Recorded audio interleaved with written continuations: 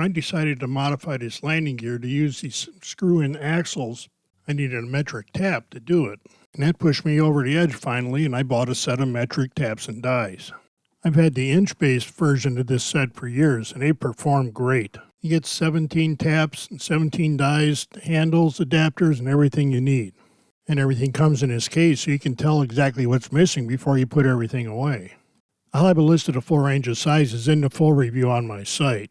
Every piece in this box is very well made. I've never had a bit of trouble with anything I've had from this company.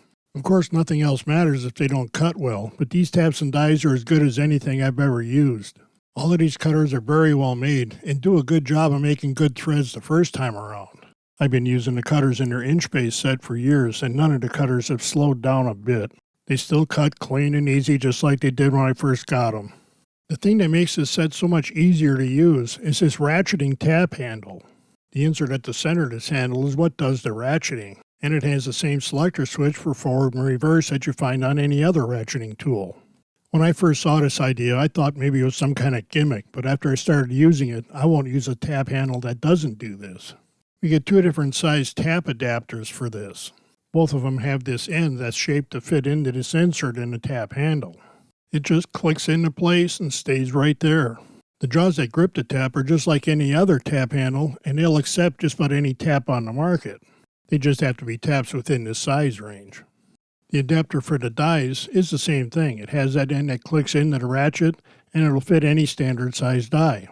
The insert has a through hole so you can cut threads on any length rod you need to. And it has the adjustable pawls inside to help keep the die square to the piece you're threading. I'm not real sure why, but they do give you a regular straight handle if you just like tapping better that way.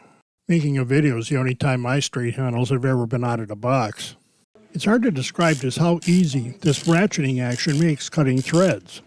I feel this ratcheting action makes it easier to hold the tap straight to the piece that we're tapping. And when you start straighter, the whole tapping process goes easier.